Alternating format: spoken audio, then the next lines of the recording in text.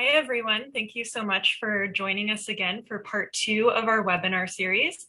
Today's session is titled Living Our Values, Giving and Receiving Generative Feedback. My name is Abby Larson. My pronouns are she and her, and I am the Senior Training and Technical Assistant Specialist for the Learning and Leadership team with Futures. I'm joined today by my co-facilitator, Monica Arenas, who is the Program Manager for the Learning and Leadership team. And then we have our presenter from last week, Kathy Cave, here with us again today, who is a senior consultant with the National Center on Domestic Violence, Trauma, and Mental Health. And then we have a new presenter today, Yasi Safina Davies, who is a consultant with Futures and also a project director with Compass Point. We have you for the next 90 minutes. And before we get started, I just want to give a quick credit to our funders, the OVW Office on Violence Against Women, who has supported this project. And then we have a couple learning objectives to review. We can go to the next slide.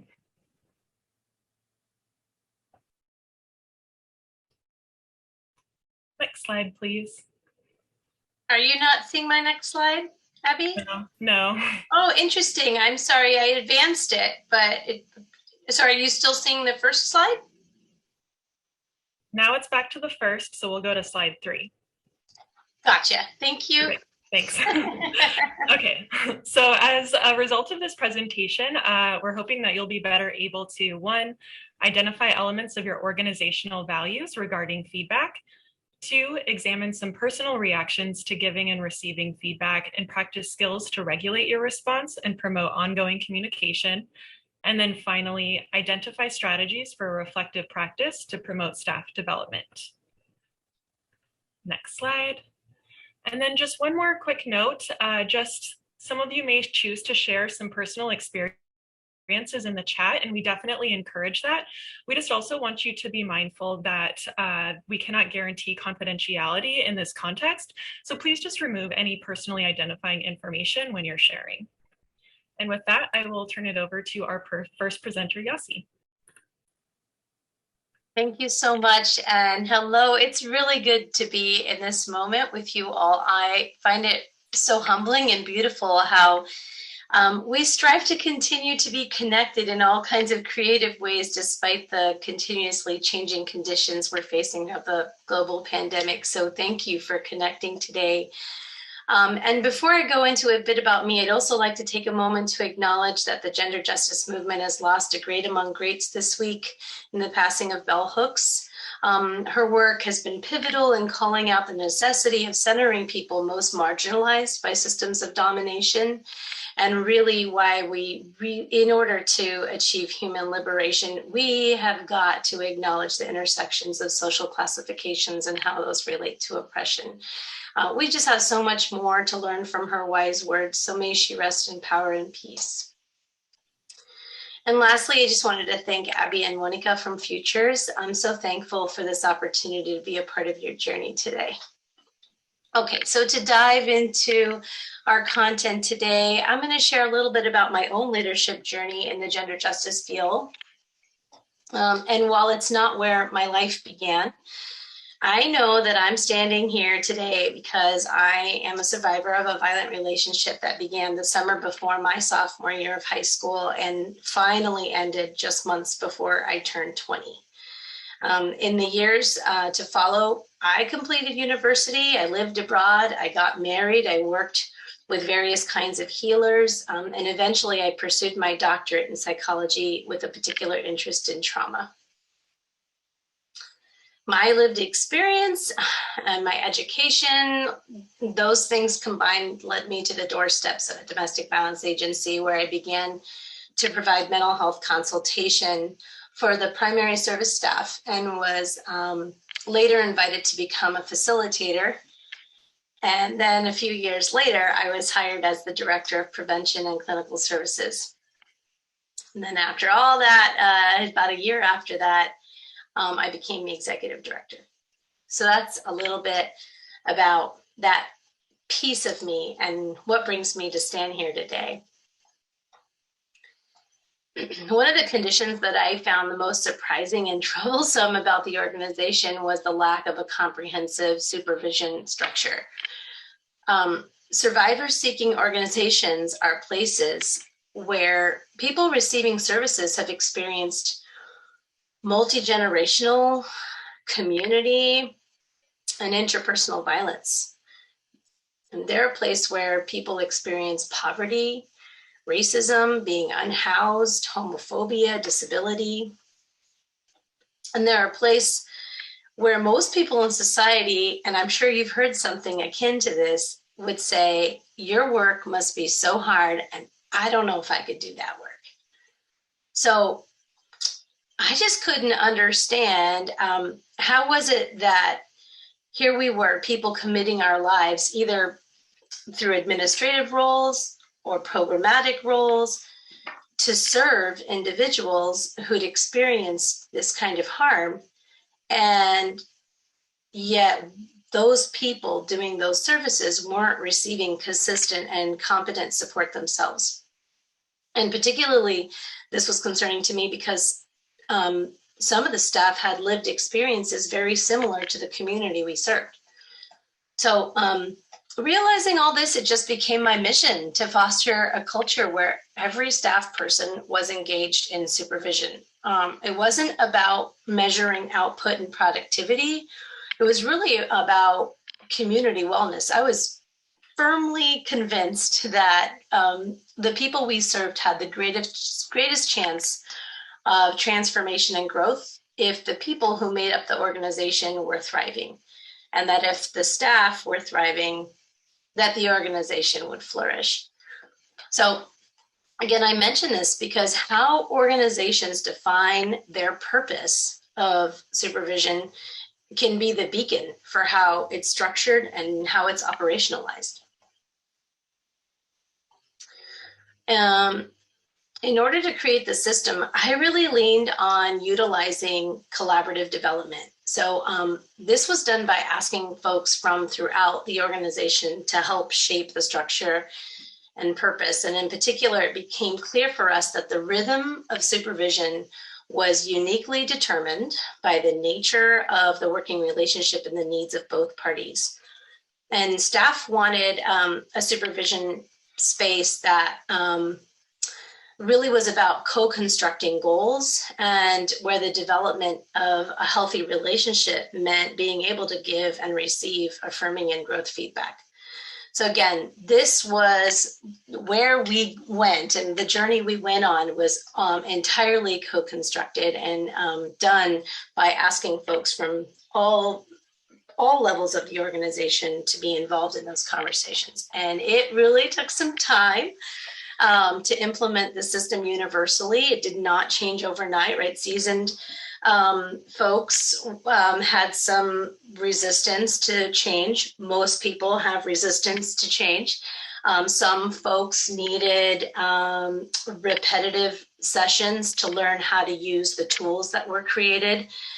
We had to send lots of reminders about how the process worked, but we did get there. And it finally became the practice and the culture of the organization. So what's the impact of having a place to co-construct one's work and a system that's centered on not being evaluated, but about fostering and building and investing in the development of staff, is how you start moving the needle toward what we're starting to hear in common language today around creating leaderful organizations, right? And so when we're really inviting growth and connection, and this was what we experienced, it really fostered creativity and trust and a commitment to principled struggle. So today, as you have a chance to hear a little bit from me and hear a little bit from Kathy, and you're going to be taking these learnings back, perhaps you can take the time to identify how the supervision system within your organization is aligned or maybe isn't embodying the organizational values and what impact it has. So what I'm offering today is less about a one right way of building or restructuring your systems. It's not an IKEA how to build it instructions manual so much as like an ecotourism guidebook to Morocco, right? We all want to go to Morocco, but maybe how we get there and then what we do when we're there is really specific to us. So there's a parallel and very much in what's being offered today as well to how we serve survivors. We don't rescue people, we empower people, right? So this is how we do the work of structuring our systems guided by our values. So a really critical part of supervision, and so much of why we're here today, is feedback. But before we share how our organizations value feedback, it's good to take a moment to share some examples of feedback you had to deliver that were really challenging. And so I'm going to invite folks to share in the chat some answers that you have to this question of what's an example of when you had really challenging feedback to deliver. And again, it's really the content that needed to be delivered, not what happened after you delivered it that might have resulted in a challenging situation, right? And I will say, please go do that work too, right? To really foster an organization that embraces this work. It's important to have structures around conflict resolution and managing challenging conditions. So I see some examples that are coming in. A staff person disclosing our history of DV with a DV client had to explain why we didn't do that. And I'll say that may be true in some systems, and in other systems that may be okay. Some systems may be really comfortable with having more fluid boundaries, and other systems may really like boundaries and prefer that there's a distinction between personal information with clients and the staff people. Staff denying that they violated confidentiality, right? That's really hard. Staff communication. And I'm going to offer up two examples in my past. One is an example of when there was a staff person whose body odor was becoming a really significant problem. Staff were closing their doors all day long, which was not our custom. People were reticent to collaborate with this staff person. Visitors and clients were making comments on account of the smell. Can I just say, I struggled more on this than probably any other feedback I ever delivered. I was so consumed with how not to hurt this person, and also consumed with the fact that not saying anything would continue to be a problem. I swear, I was looking this up online. I was consulting with everybody, anybody who would listen. I was like, I got a situation. I need your help. And so it looks like we have some folks who can you relate to that conundrum of something you really know has to be delivered, but also being so concerned about how it's going to land for the other person, right? For me, it's so easy to deliver feedback where I have a lot of principles, right? If if a moment of anti-racism comes up, really easy for me to give that feedback. If somebody has created a liability for the organization, super easy for me to lean into that feedback. I have all kinds of guidelines that can walk me through that conversation. But another example I can share with you is when I had the situation of having to share with a colleague that what was clearly becoming the natural aging process of hearing loss was becoming really problematic within the organization. Right? It was obvious that this person was using adaptive tools to address the hearing loss, but there was still a lot of impact on work and colleagues. So again, I was so concerned, how do I create a space where this person could maintain dignity, but not be worried that aging meant risking his employment? And also recognizing that not addressing the issue was resulting in numerous consequences.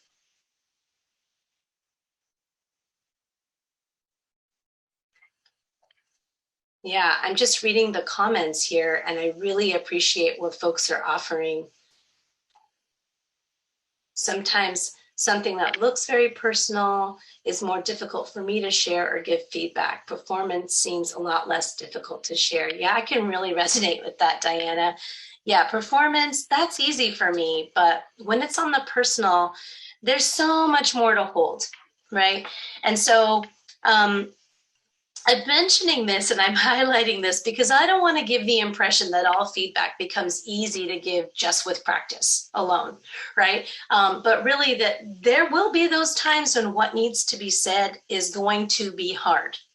And so where can you get that support? Where can you practice, right? And it's important to be real. But at the same time, I will say that what does become easier with practice is the undeniability that a healthy feedback culture is strongly correlated with a healthy organization.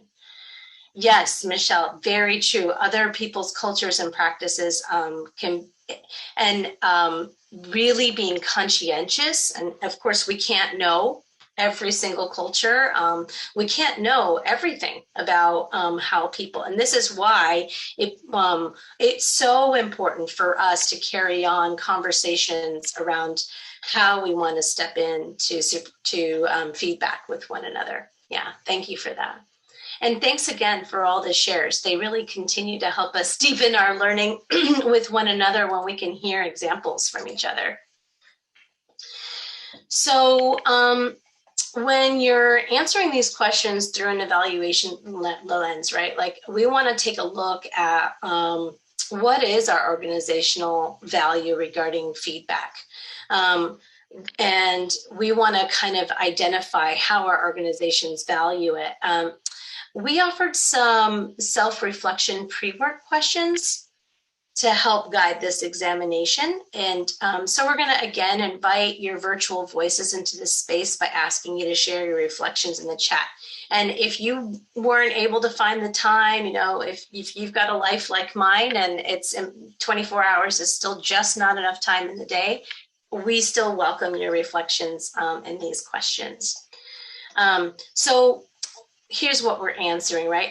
What's our value and practice of giving and receiving feedback in our organizations? These questions were really meant to be an opportunity to do like an organizational assessment. So does your organization have a named value regarding supervisor-supervisee relationships? Is it seen as a system of support?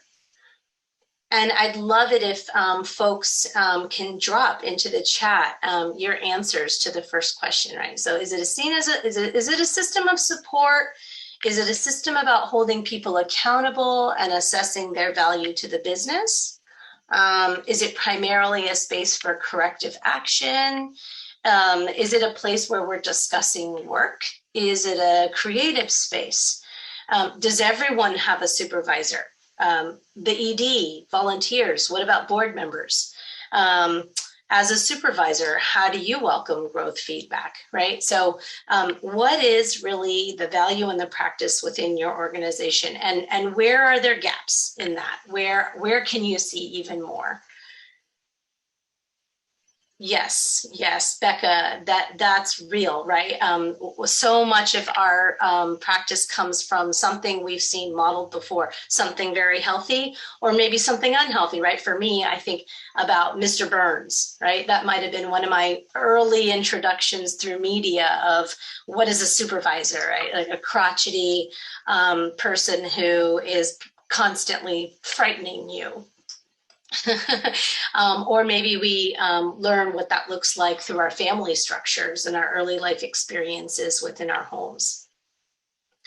So I really appreciate what's happening here. There's a desire to move here being shared to more reflective practice, but disconnection between what administration wants and what staff feel, and perhaps admin and program staff feel is important and needed, right? And so this is also an important place to see where are those silos, where are those huge distinctions and various groupings happening in our systems. Okay, so I'm going to move on to it. Thank you. Continue to share, please, because I know folks are really benefiting from each other.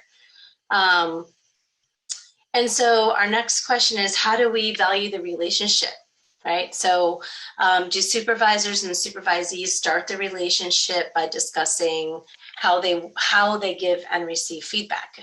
As was noted earlier, do we mention, for me culturally, for me growing up, for me and through my identity lenses, this is how I'm in relationship currently with feedback processes. This is where I want to go. How do we work through conflict and repair? Is that named when we're in our supervision relationships?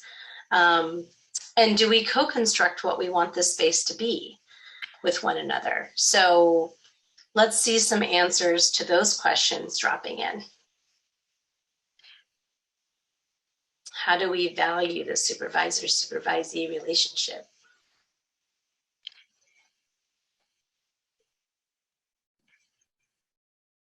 And as those answers are coming in, I'm going to just move us forward too, because another piece of this assessment is, do your supervisors know how to supervise? Or was a person simply promoted and now part of that promotion is you have direct reports?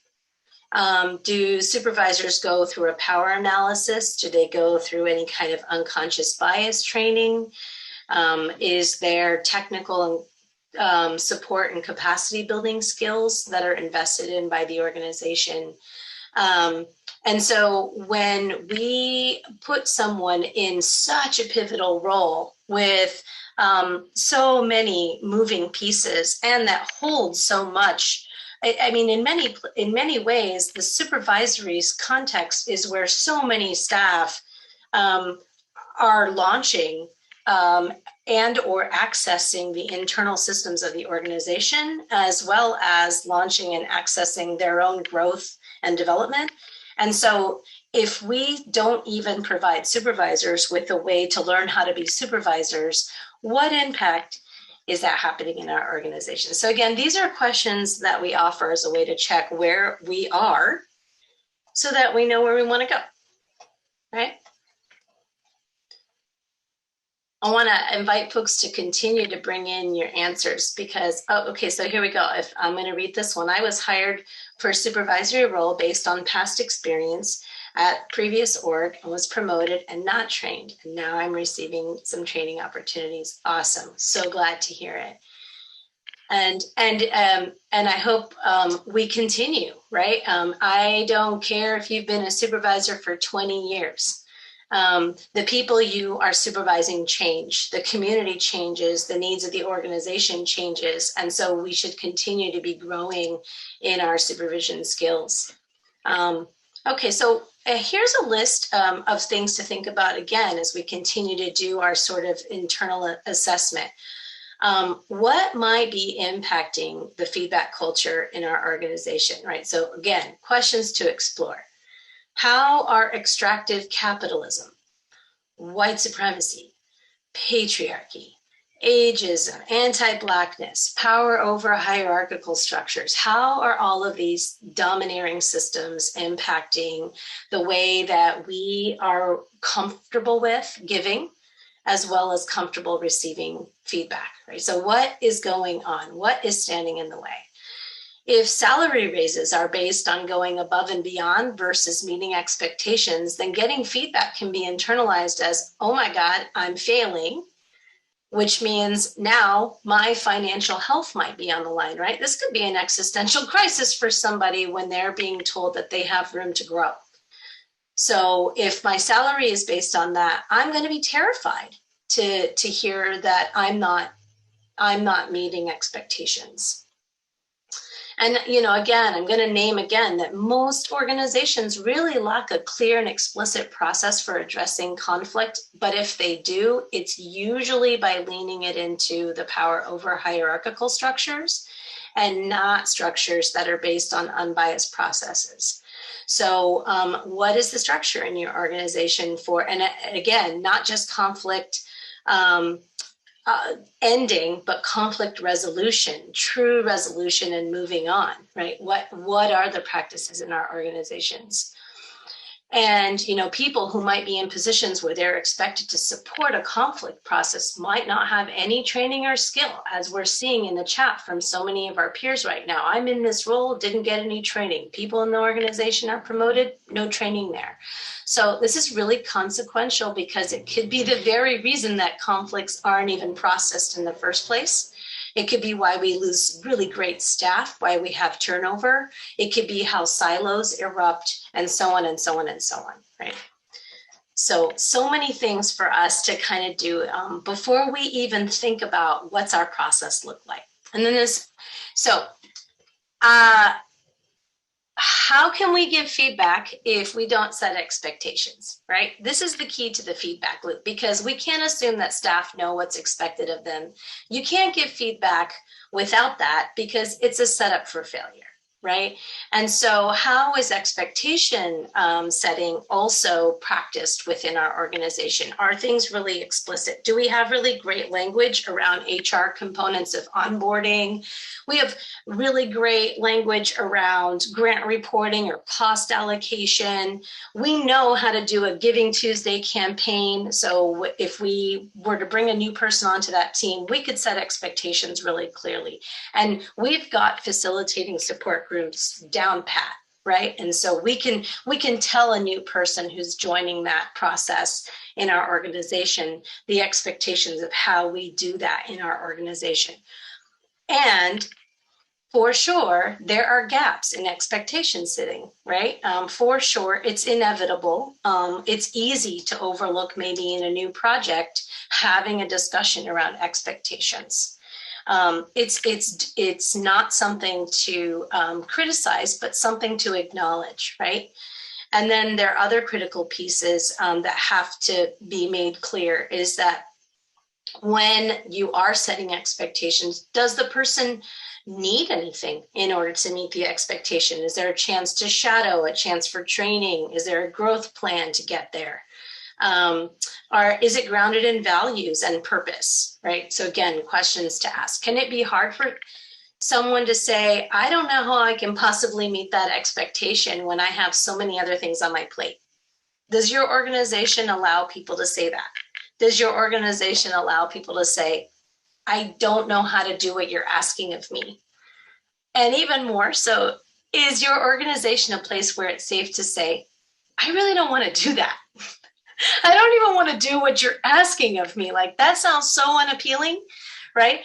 Is that allowed? Because again, if you're setting expectations, but you don't know if the person has the capacity, the capability, or the willingness to meet it, again, it's another setup, and you're likely to end up in the feedback loop with that person, but there's a whole lot of missed information, right? And so again, I'm going to emphasize setting expectations. And so now we get a little bit to where so many of us are probably eager to kind of think, okay, I hear what you're saying, Yasi. I hear what you're talking about. Setting expectations, assessing my organization, knowing the why of why we do this. I get it, Yasi, I'm following you. But how do I deliver feedback? And so here's what we offer, okay? 5 steps. First, describe the behavior. So this is like naming what's observed. I like to describe it as being a playwright. Okay, so the playwright says, and now Kathy moves to the other side of the stage, right? It doesn't say something in a judgmental way. It's a judgment-free statement, right? It's simply what can be seen or experienced, what most likely would universally be described as what occurred, right? And so perhaps you say something like, Kathy, you offered 3 really well-researched recommendations, versus, Kathy, I thought your recommendations were great, right? So that's my judgment, and it's not an observation. So again, just describing the behavior, think of yourself as a playwright. What would it look like? Another piece is to name the impact. And again, this is for affirmative feedback. This is for growth feedback. Name the impact. and this is, I'm sorry, I was just looking at a comment that just came in. When I talk about issues with staff, I like to ask them what I can work on. So it's not all about blaming them or pointing fingers. Yeah, thanks for that, Anna or Anna. This is important, right? This reciprocity as well. And that's something that was named a little earlier. What's the values around the relationship of supervision? Is there reciprocity? Is there an agreement and an understanding that feedback flows in both directions? Yeah. And also, like, what is my role as a supervisor in supporting you? So the naming of the impact, this is naming it on others, naming it on the organization, right? What's the impact of what's occurred? And then the regrounding in the expectations, what we were just talking about, right? We were just talking about setting expectations. We were just talking about why it's so important for expectations to be values grounded.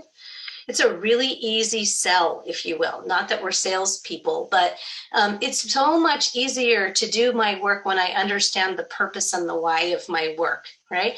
And so regrounding in the expectations, turns out most people can't read minds, right? So if you've set expectations and named your organizational values, then the feedback has purpose.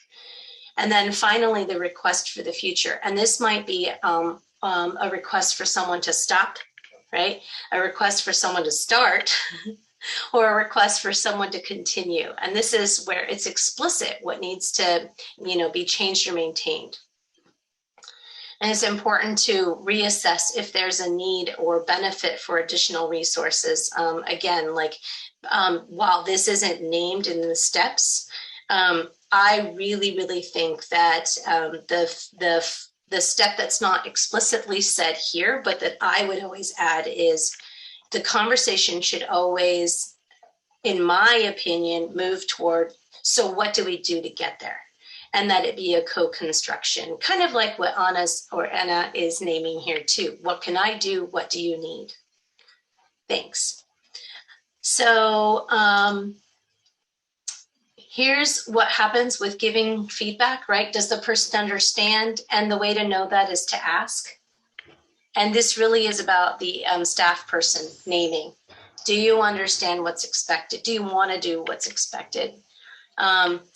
Whether or not resources are needed, what's a reasonable time frame, and how the change will be observed.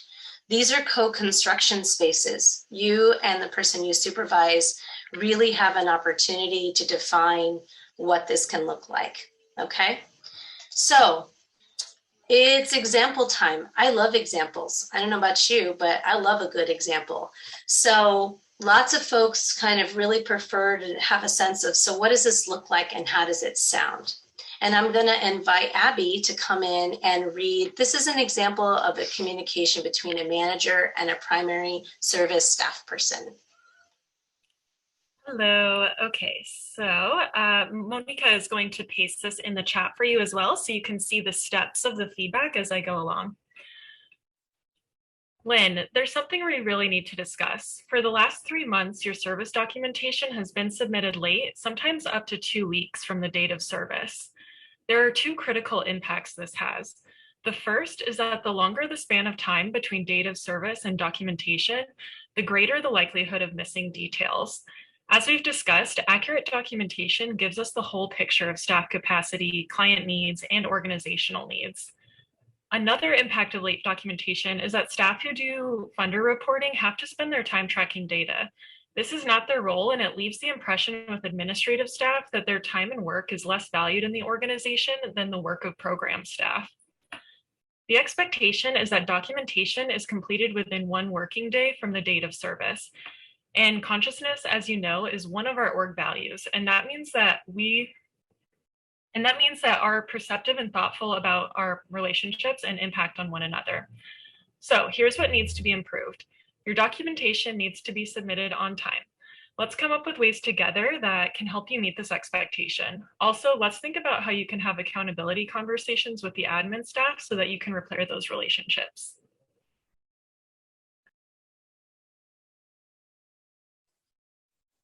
Okay, so as you can see, and it looks like we're still adding the content into the chat. as you can see, this is an opportunity to be able to give someone feedback that I'm sure you've all experienced, right? This is probably a really good example that comes up time and time again around the timeliness of our work. All right, our next example is a communication between a person who's in middle management. What do we call it? Managing up to a senior director. Abby, will you be reading this one, or will this be Monica? I think I can read it, Monica. So thanks, Marco, for finding some time for me to share this feedback with you. I have observed you arrived late to the last 4 of all 4 staff meetings. One time you were 40 minutes late. And in all of these instances, you neither informed us that you would be late, nor took accountability for your late arrival. We talk a lot about even have policies related to time in this organization, like the importance of time management, respecting the time of others, and being timely with our work. And we also talk about how we value reciprocity and respect. And as a person with significant organizational power, you're expected to model our values. When you arrive late, not only is it disruptive, but also the presenters take the time to bring you up to speed with what you missed. Your late arrivals send the message that your time and your work are more important than what takes this place in our staff meetings, and more important than being with all of our staff members. And I hope you can appreciate that as a person who manages people with less positional power, it's hard for me to uphold and expect of people I supervise to meet our organizational expectations and values if they are not originating from and demonstrated by senior level staff. I would like to request that in the future, you prioritize coming to our all staff meetings. Thanks, Monica.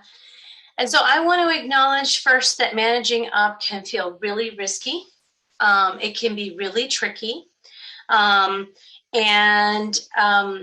If expectations around how you manage up are not explicit, this can really bring up discomfort or maybe even safety issues for folks.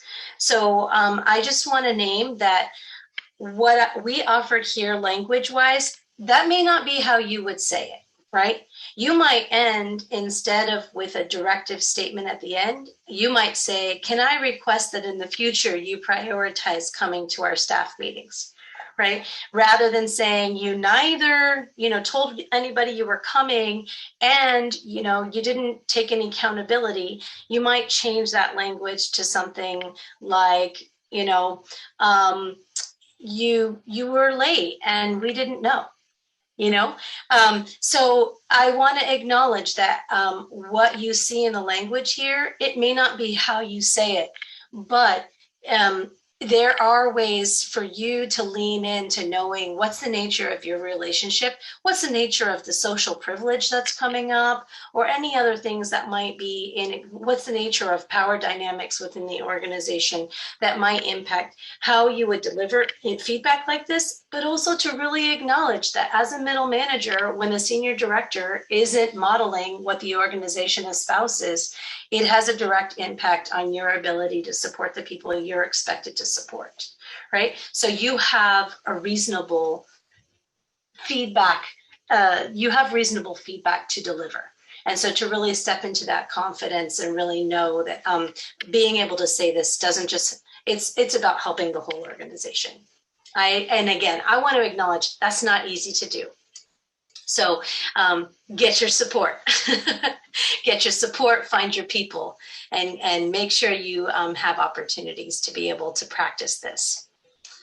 So one last piece that I want to make sure we cover is we've had a chance to see how these steps sound when we deliver developmental feedback, but we also need to celebrate, right?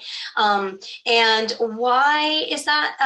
Why is it that like appreciative feedback is so often something that we overlook?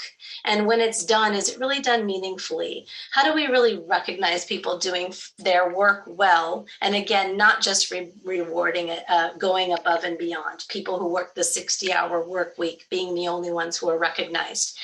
So I want to offer an opportunity to have one more example read before I sign off. Abby, would you be able to read this last one for us? Sure. Okay, so Nikita, I have been looking forward to our time today.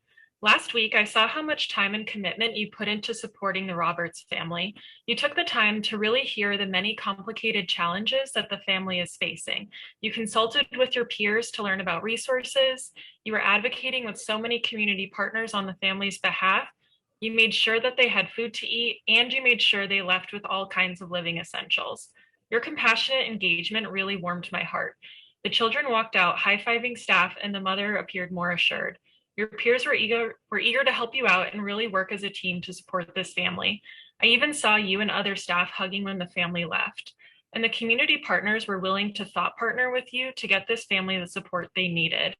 Not only were you providing exactly the kind of care we expect each survivor and family to receive when they come here, you were truly living out our core values of being client-centered and trauma-informed. Please continue to do this beautiful work. Would you like to talk about your experience of supporting them and what you think motivated you to give this kind of compassionate service? Thank you so much, Abby. So again, I want to leave you here with just please celebrate. If you can, try and have a 3-to-1 or 5-to-1 celebrations to growth feedback. That's my strongest recommendation. And if there's any other takeaway to walk away with, it would be that. And now I want to move over to inviting Kathy. Thanks so much for your time.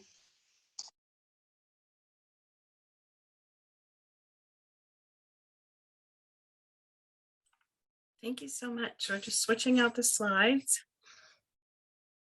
Cassie, thank you so much for all of your sharing, and I could have listened to you for the rest of our time together, so I'm hungry for more. Really appreciating everything that you laid out for us. And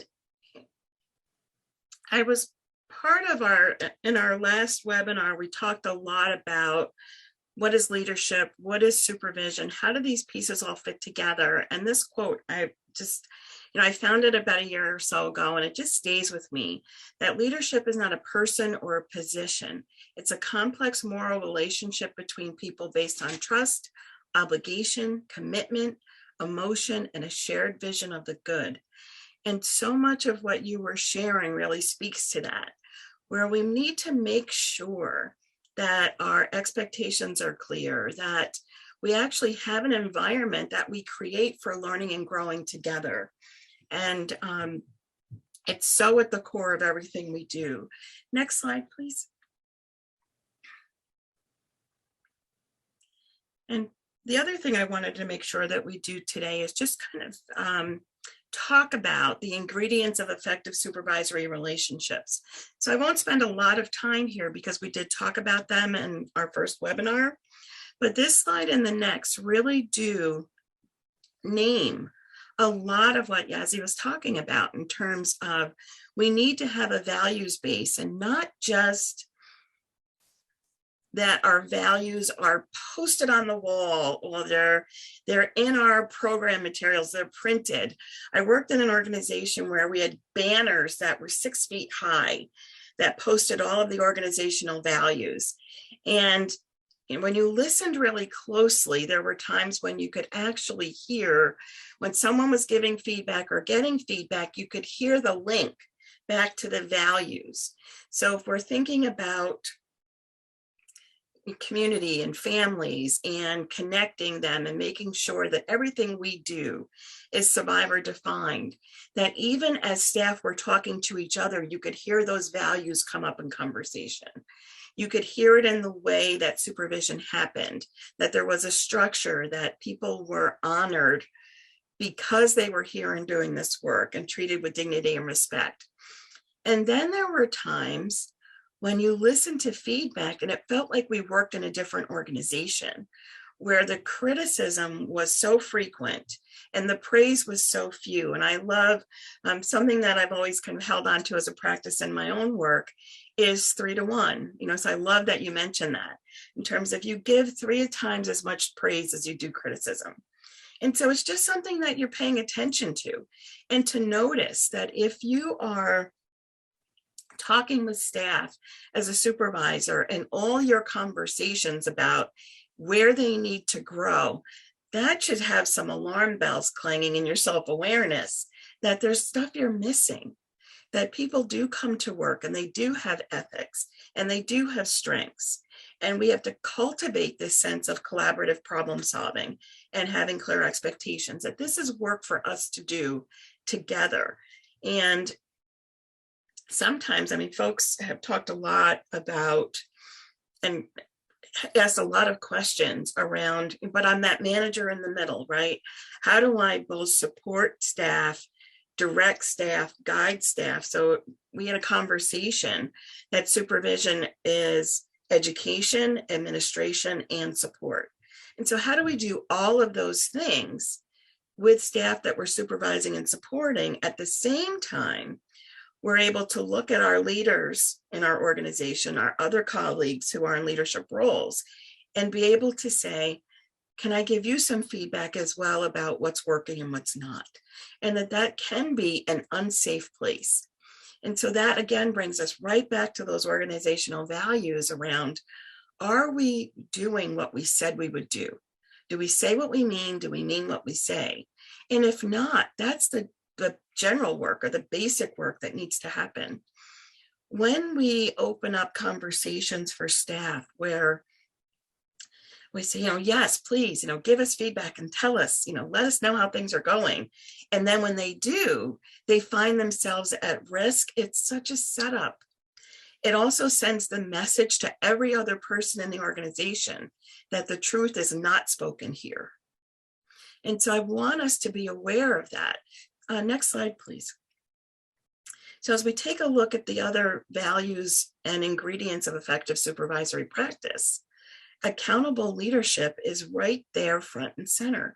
And so we need to always be able to have a space to say to our supervisors, our managers, our executive directors, this is what I'm seeing that's going well, and this is where I think we can make some changes, and that staff are safe to say that. And so again, if that's not happening in your organization, then that's pre-work. That's the work that needs to happen before we start saying, yes, we can incorporate feedback that goes both ways, that we can do this 360-degree evaluation. And the last thing I want to do is have staff feeling like, yes, you're welcome, please tell us, say things, share things, let us know. And then when they do, they're pushed further to the margins or they're punished. And so this happens all the time. Otherwise, we wouldn't be talking about it today, right? It's not a rare thing. It's something that happens frequently to folks who work in organizations. And in this work, there's the added layer of, we do work where we are acutely sensitive to power dynamics. We do work where we're acutely sensitive to things or interactions or observations or environments that harm folks, that do more harm to folks. And when it feels good, when it feels safe, when it feels free. And so when staff are grounded in those expectations, it does more damage even when they don't experience that for themselves. So when we talk about giving and receiving feedback, it's really truly to support growth and learning and to acknowledge and to celebrate and to make sure that we weave that in to all of our supervisory experiences in whatever ways that we can.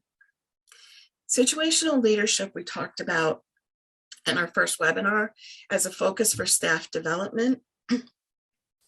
And what I would like to just offer to folks is, yes, go check it out. And yes, there's more conversation to have. And, hopefully that we'll have future events where we can talk more about your approaches to staff development, because it matters.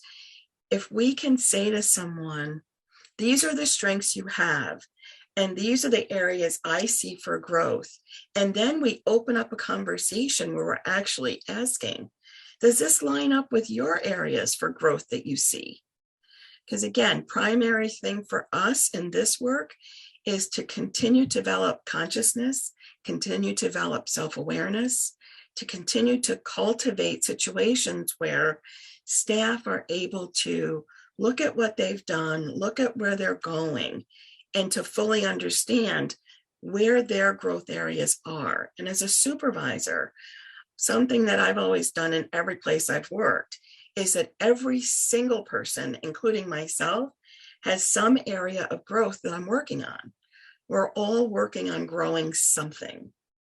And so then it's not such a shock when someone identifies a new growth area, or it's pointed out to them that there's a new area for growth, because we're all in this learning, growing space. And then today we're going to talk a little bit more about reflective practice. The reason that reflection is at the end of this list of ingredients is because you need all of these other pieces to be in place, and that's essential for those things to be in place. Or reflection is not the skill to use.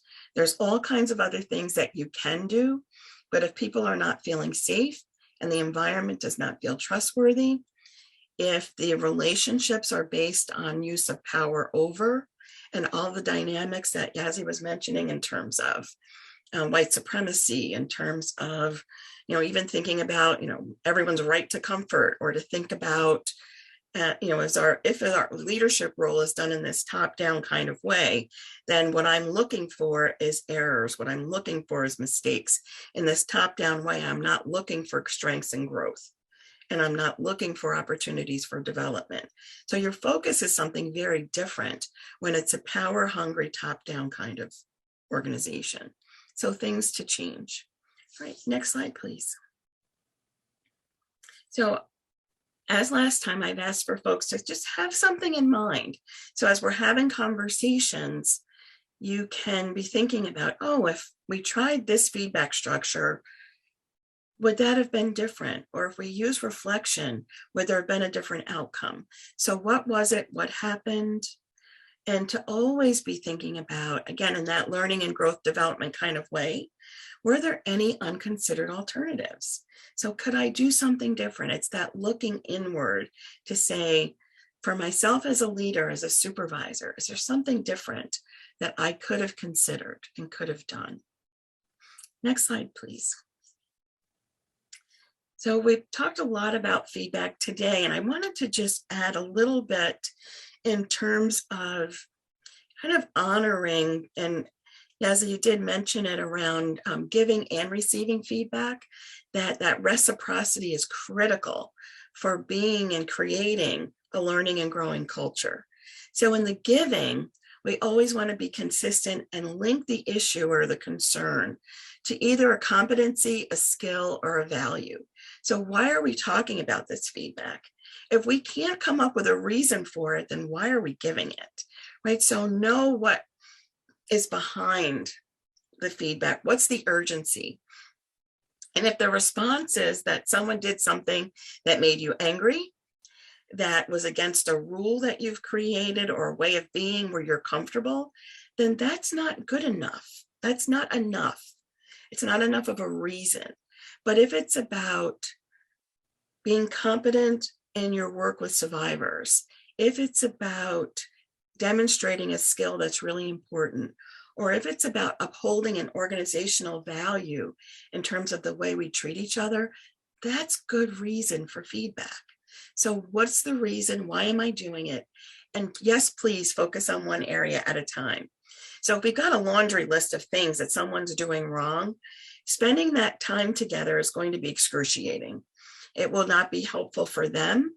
It will not be helpful for you. It doesn't help move us forward to just dump on folks with everything that they're doing wrong. So in a learning, growing culture, it's let's take it one thing at a time, and we can name those things. We can say, you know what, there's a few different things, but I want to start in one place. The most important place, again, is anything that is disruptive to survivors' healing and safety, or anything that is in conflict with organizational values, especially if those values have been stated and they're clear. So sometimes there's a lot of underneath, what's the unstated value? Those are things that need to be surfaced and talked about. So if we're not clear with expectations, we can't expect people to read minds. And I love that, right? I loved hearing that earlier today. We want to be specific, calm, and clear, and respectful. And again, people are already feeling a bit on edge, especially if creating this kind of a culture is new. So you want to give that some time. You want to give that some attention. You want to practice and model how you want staff to also be. So if you want staff to listen in ways that are respectful and calm and clear, give them that in return. Give the reason for the concern.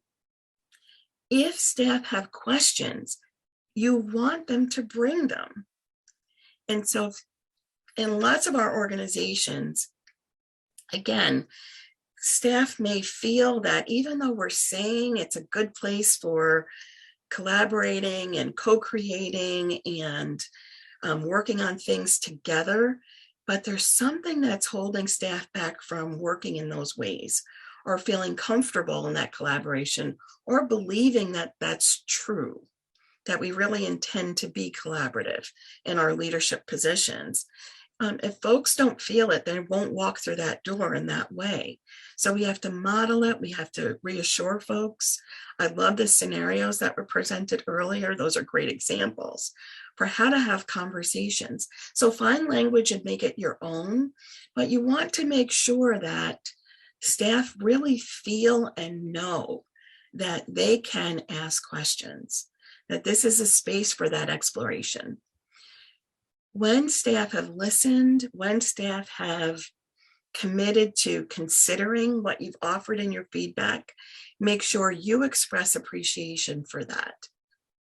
I think that we don't do enough thank you or appreciation for listening, or for just kind of hearing and considering the feedback that's being offered. And then the other piece is, as a supervisor, make sure you follow up. So we put a lot of attention into giving somebody feedback, and then we never mention it again. So if today you give someone feedback, when you meet with them a week from now, 2 weeks from now, whatever your structure looks like, when you have that meeting, you make sure that you come back and notice change, notice progress. If you haven't noticed, ask staff, how are they feeling about that?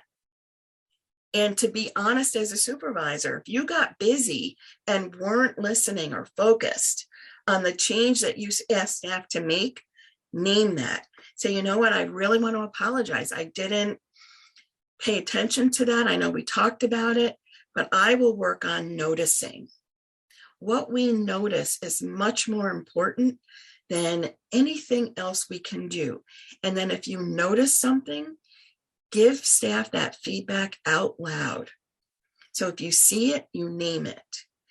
I also provide an orientation to staff on what giving and receiving feedback looks like. And so here, what's important is to make sure that as a supervisor, you are open to receiving feedback. If we give an orientation and we say, look, this is a learning and growing culture, we're about giving and receiving, in that receiving, make sure that you can hear what staff are saying to you. So we need to model for staff how to take that in, because that's what we want them to do. If someone is expressing a concern, I want us all to hear it. So how we listen, how we take in feedback is respectful, calm, and clear in the same way we want to offer it.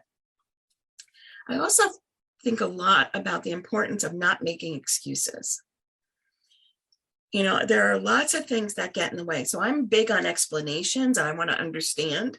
So if staff says, I just didn't get to this, this was what's happening, this is why I didn't get to it, I want to hear that and I want to take it in. I also want to talk about, is there anything we can do on this end that supports you to get it done? When I think about making excuses is when folks start to blame everybody else for everything that is happening. So if someone says to me, I didn't know that was expected of me, that I want to hear, because that's on me as a supervisor. I did not make my expectations clear. But if staff are saying, well, this survivor wouldn't come out of their room, or they were never available. I tried once and then I was busy with 14 other things, and that's a consistent theme. What I'm going to name is that it sounds like there's a lot of things happening here. So how do we remove the barriers to what's in your way of getting things done? But I also want to be clear that we're not blaming survivors for us not doing our job. Right? So all of the ingredients for supervision are meant to happen and are under this umbrella of how to be trauma-informed in supervision. That means, how do we understand all the isms and the impact of those isms on the work that we do? It means, how do we make sure that any of those power-centered barriers that are impacting any of us as we work, that we're naming that and we're talking about it. And we also want to just be clear that accountability is not off the table because those things exist. And so there's a balance of all of these ingredients. And so really important where all of that comes together is that if I'm asking staff to receive feedback, but I'm also saying to them, do you have questions? Like, let's make space for that. Let's explore what's in the way.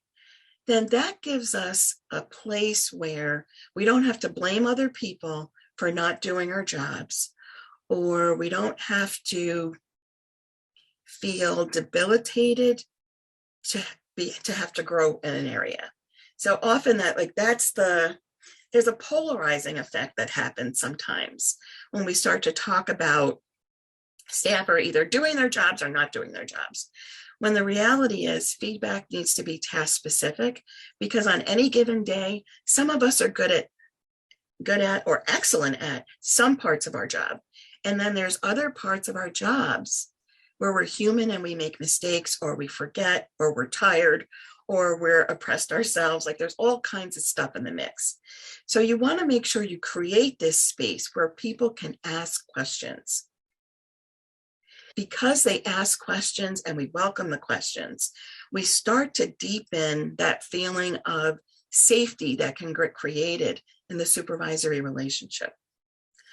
This next piece is my favorite thing, and it happened once in my supervisory career. So I've been supervising people about 30 years now in all kinds of different capacities, but lots of supervising of advocates. And there's something in the ways that advocates can, in different arenas, in mental health and substance use, in domestic violence advocacy and sexual assault advocacy, where advocates can sometimes feel, because the stakes are so high for survivors, that they're not allowed to make a mistake. So we have to create in supervision safety for people to say, I made a mistake. Or safety where people can say, I was vulnerable. Comfort to say, I hear your feedback. I hear what you're saying. I'm going to try it, and then I'm going to come back. And will you let me know? So I love when people I supervise ask for more feedback. In 30 years, I had one person who was truly comfortable asking for more feedback. And it honestly was a weight lifted off of me, right? Where someone said, I appreciate what I'm learning, and I want to continue to learn and grow. And what that told me is it is possible to create this kind of openness. And so not only did this person express appreciation, but they asked for more feedback. They also were really good about following up.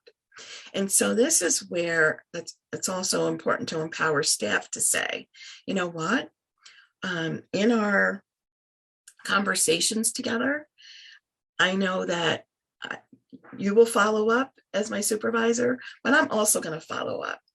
So you know you've created some comfort when people you supervise hold you accountable for follow-up. And so again, it's a gift and important. So I want to pause there and see if there's anything in the chat or any thoughts or questions folks wanted to bring up.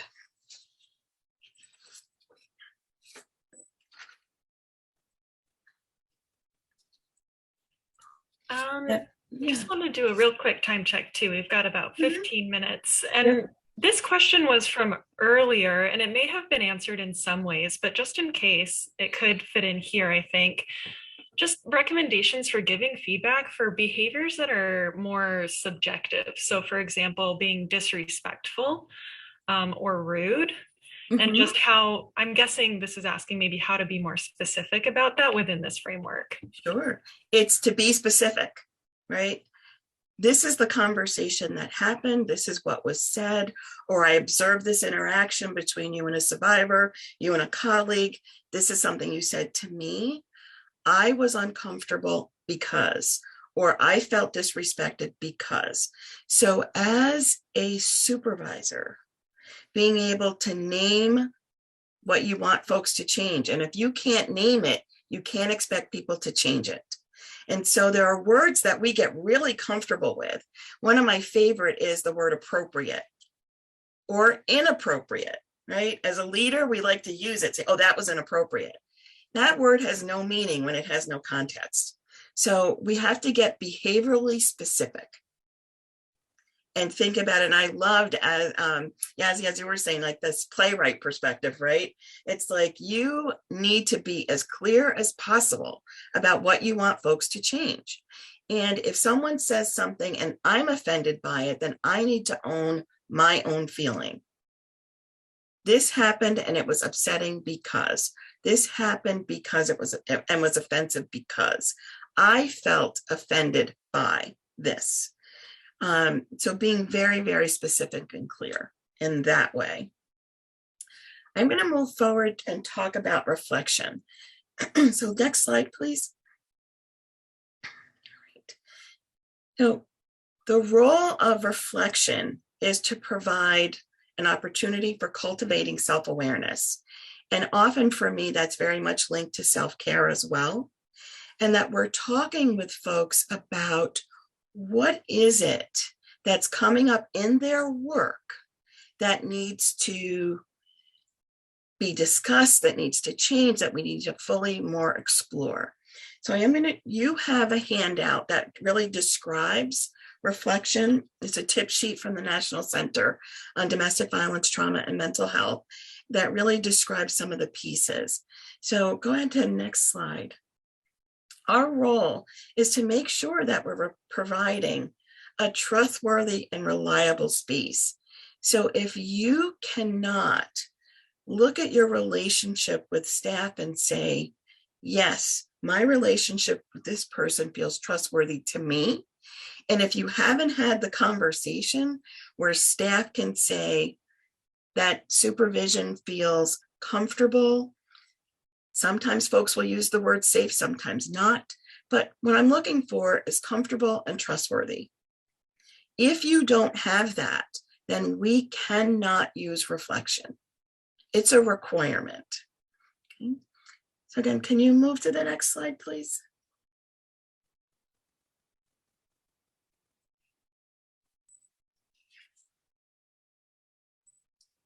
Okay, thank you. So it's a place to explore strengths, interactions, experience, and thoughts and feelings, all of this stuff that comes up in the work. What I usually tell staff is, look, if something is happening in your life and you're working through it, you're struggling with it, if you want to share that with me, I hope I can be here and be supportive to you. But it's not a requirement. You don't have to talk to me about your life. However, anything that's coming up that's impacting the work is fair for us to talk about. So That might be something that staff name, it might be something that I name, but also that in providing an orientation to reflection. So again, supervision, not something you do to people, it's something we do with people, right? And so in the doing with, we're going to talk about what is reflective process before we ever try to use it. And so these are all the things we talk about. And so we talk about what happened, the impact on relationships, anything that impacts effectiveness. We talk about feedback and modeling, and we do all of that in our conversations with a goal of moving forward in a new way. Next slide, please.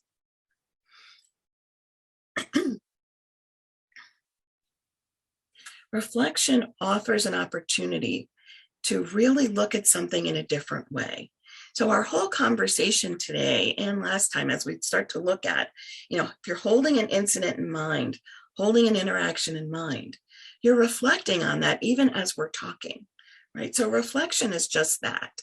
It's looking at a past conversation, a challenge, an interaction, and considering it from a new perspective.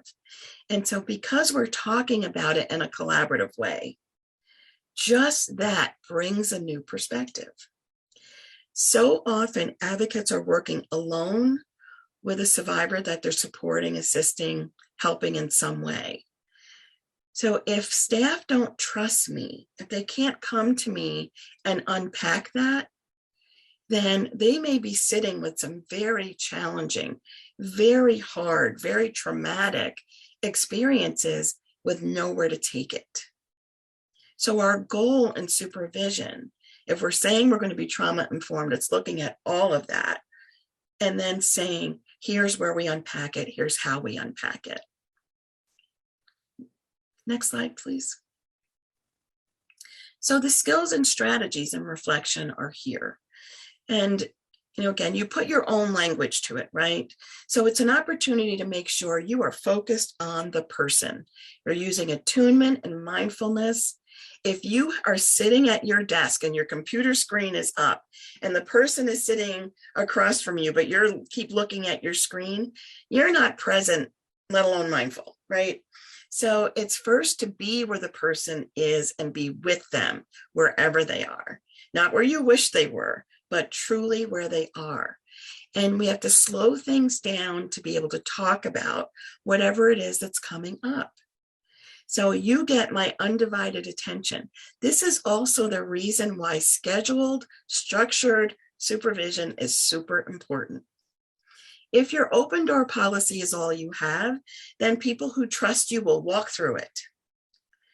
If you have structure, you have a scheduled time that is yours, whether it's every week or every 2 weeks, letting folks know this time is yours, my attention is yours. And as a supervisor, you may be sitting with someone's strong feelings. People may be swearing, people may be upset, people may be crying, and all of that needs to be okay in their space with you. And then sorting through what's coming up and selecting out the main concern. Being able to say to someone, if you're unsure and they've told a big story, it's what's the most important part of this? So use your good judgment, but also you don't have to guess. Ask people, open up the conversation, and then make sure that you are considering your own response and reaction to what's coming up. Because part of this interaction is that you are doing a gentle inquiry. You are asking questions.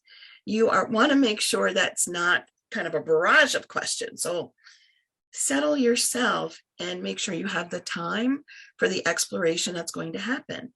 And then after you've listened, offer your perspective. And if there are concerns, you want to make sure that if the person you're talking with hasn't raised them, that you raise them. So there is a role in this process for your supervisory experience and partnering. So making sure that we offer that it's here, that we're present for it. Next slide, please.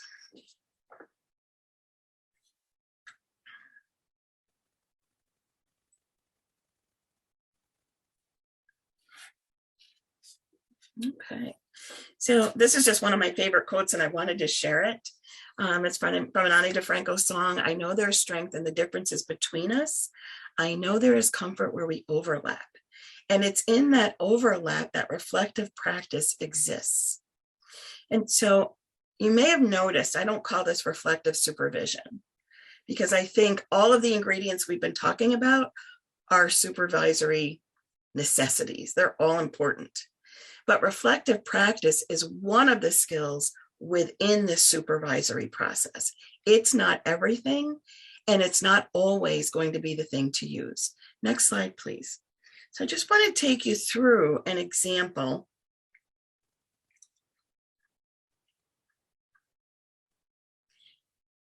And before I do that, really making sure that we understand that within a reflective conversation, all of the things that come up for folks in terms of being upset, having a trauma response, you might see all of that stuff. And so reflection is for cultivating self-awareness and curiosity for sure, but it's also a way to navigate when people are feeling dysregulated. So jumbled thoughts, racing thoughts, some of the things we talked about in terms of what a trauma response actually looks like. It doesn't matter where it comes from. That's for understanding as we learn more about each person. But when someone is struggling with their emotions or their physical sense of where their body even is in a moment, right? Or what's going on for them in a moment, that what we need to be able to say to folks is, this is the space, this is the time, and we'll sort it out together. So I'm going to offer calm clarity.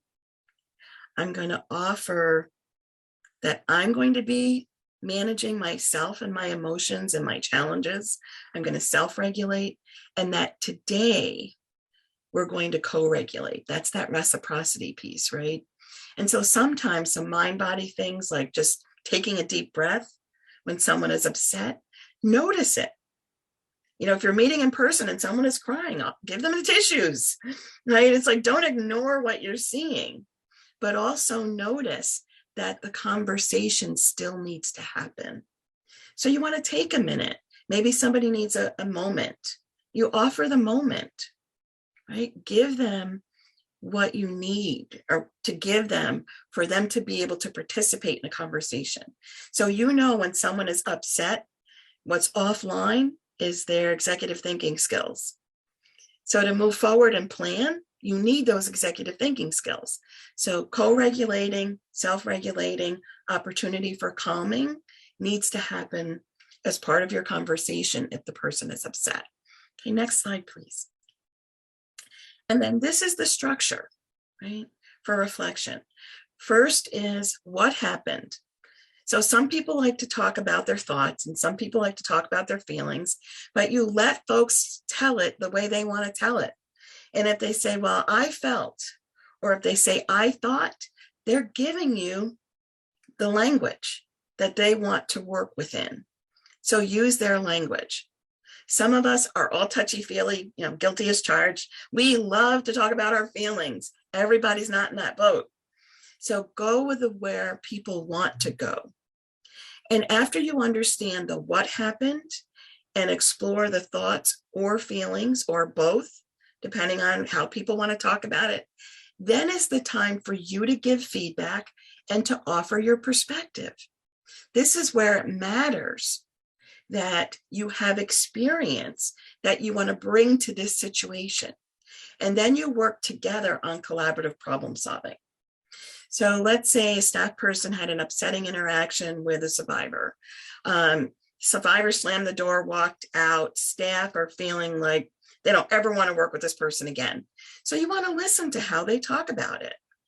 And then part of checking perspectives is we operate in a survivor-driven way.